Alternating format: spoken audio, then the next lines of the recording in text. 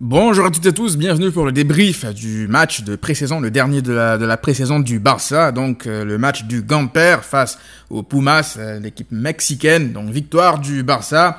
Il y a pas mal de choses pour moi à retenir dans ce match. Oui, ça reste un match de pré-saison, mais c'est le dernier match de pré-saison, la première information, elle vient de là. Donc là, c'est les derniers préparatifs avant le début des compétitions officielles. Le Barça se prépare pour le début contre le Rayo Vallecano dans quelques jours maintenant. Avant d'aller plus loin, cette vidéo est sponsorisée par l'application OneFootball. C'est l'application numéro 1 qui traite de l'actualité du football. Elle est gratuite, elle se trouve sur Android ainsi que dans l'App Store. Elle vous informe d'absolument tout, vraiment vos équipes préférées. Il y a même des matchs qui sont diffusés sur OneFootball, donc mon lien sera en description. N'hésitez pas à la télécharger gratuitement. Avant donc de commencer, avant d'attaquer, je veux dire, le fond du sujet, là, c'est la composition d'équipe, parce que c'est la dernière, encore une fois, c'est la dernière avant le match contre le Rayo. Est-ce qu'on peut tirer des conclusions par rapport à ça? Bon, je pense que oui, mais dans certains points, je dirais non. Pourquoi? D'abord, Alejandro Balde a été titulaire, j'étais très surpris de voir ça. Donc, je ne sais pas si Xavi va faire débuter Balde contre le Rayo, ça m'étonnerait, mais vraiment énormément. Moi, j'aime beaucoup son profil, j'aime beaucoup ce qu'il apporte. Donc, le voir comme ça titulaire, pour moi, c'était peut-être pour le récompenser de sa pré-saison.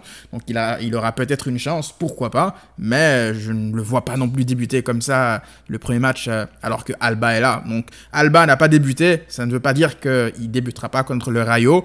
Mais sait-on jamais, on n'est pas à l'abri d'une surprise. Frenkie de Jong aussi a débuté sur le banc. Gavi, je ne sais pas, en gros, c'est difficile de tirer des conclusions par rapport à ça, mais une sorte de colonne vertébrale se dégage d'ores et déjà. Je pense que voilà, on peut dire que Ter Stegen débutera, Araujo pareil. Je pense que Christensen était parti pour débuter, mais Eric Garcia, faut pas minimiser Eric Garcia parce que voilà, c'est pas le défenseur dont tout le monde rêve, mais je trouve qu'il fait une très bonne pré-saison et en attendant que, je veux dire, Jules Koundé reprenne le rythme et qu'il soit prêt à 100%, je trouve que Eric Garcia, il fait largement le boulot comme ça à côté de Araujo, même si la saison dernière, Eric Garcia, voilà, il a sombré en même temps que tout le monde. Donc au début, je ne sais pas, peut-être que Eric Garcia va débuter le temps que Koundé soit prêt, et puis derrière, je pense que Serginho Dest n'est vraiment pas le choix numéro 1. Il a pas fait une grosse pré-saison et ce soir on voit que c'est Sergio Roberto qui débute. À titre personnel, vous savez ce que je pense de Sergio Roberto en règle générale. Et pourtant, aujourd'hui, il fait un bon match. Non, absolument personne ne me menace avec un flingue sur la tête pour dire ça. Oui, c'est moi qui le dis, Sergio Roberto fait un bon match. Donc, je ne sais pas si on pourra tenir toute une saison avec Sergio Roberto comme titulaire comme ça. Je sais pas, faudra voir ça, mais à titre personnel, ça ne me rassure pas. Contre de petites équipes, je pense que ça va passer. Sergio Roberto comme ça à droite, et au plus haut niveau, en Ligue des Champions, face à de grosses équipes qui te mettront une vraie grosse intensité pendant 90 minutes, je ne sais pas. À surveiller, on verra bien. Donc de l'autre côté, Alejandro Balde encore donc, qui débute, qui fait un bon match pour moi. Encore une fois, voilà, il compense plein de choses par sa vitesse, il a une qualité de dribble aussi. Voilà, donc lui, je pense que malgré sa jeunesse, il peut apporter quelque chose à ce Barça. Au milieu, Busquets, Pedri, voilà, ça a régalé. Je pense que ça va être le milieu titulaire. Maintenant, à droite, à côté d'eux, Gavi, est-ce qu'il sera titulaire toute une saison comme ça? Je ne pense pas. Pour moi, déjà, Gavi, il vient d'avoir 18 ans. Je ne ferai pas débuter Gavi, même si, voilà, il est intéressant et tout, je ne le ferai pas débuter titulaire comme ça au milieu du Barça. Frenkie de Jong, pour moi, doit débuter la saison. Frenkie de Jong, on l'a vu en plus, sa rentrée a été très intéressante.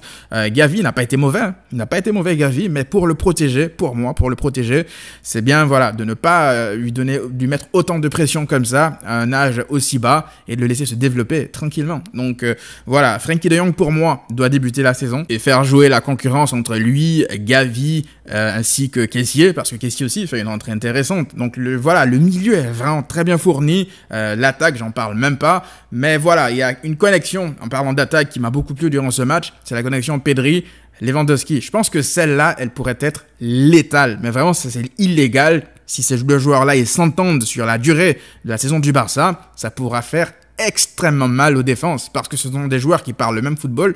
Il y a beaucoup qui pensaient que Lewandowski, c'est juste un mec qui met des tapines, c'est un mec qui marque que des buts, mais on le voit dans le jeu, son importance. Et lui, avec Pedri, il parle exactement le même langage. Et ça se voit, c'est naturel. Tu vois que Lewandowski, il prend du plaisir. Au-delà même de son but, alors il a fait taire toutes les critiques, les doutes. Lewandowski, il a pas marqué, les gars, tranquille. On parle d'un mec qui vient de sortir 50 buts la saison dernière. Il a pas pas oublié de marquer en l'espace de quelques semaines, là, tranquille. Donc le mec, il confirme que c'est, voilà, il a le 9 dans le dos, il rigole pas devant le but, c'est un mec qui va te tuer les gardiens de but à chaque occasion ou presque, et c'est un mec qui va bonifier tes actions, c'est un mec qui va fluidifier tes actions devant, parce que la passe sur le but, le deuxième but de Pedri, c'est une passe, je veux dire, vraiment cachée. Tu le vois faire des roulettes dans la surface, il est à l'aise dans les petits espaces, et ça c'est ce qu'on reproche un peu à Aubameyang parfois dans les petits espaces, on sait qu'il a beaucoup plus de mal, mais ça reste, je veux dire, Aubameyang, un très bon joueur, tu le vois lui aussi,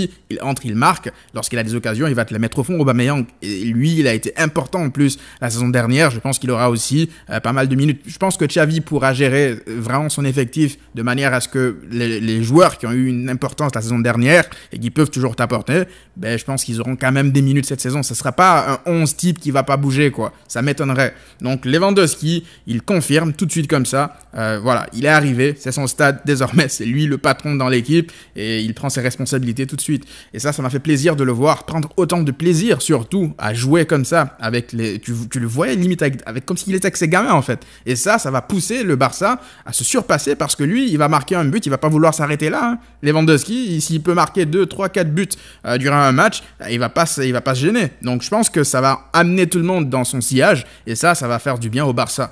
Et derrière, sur les côtés, que dire?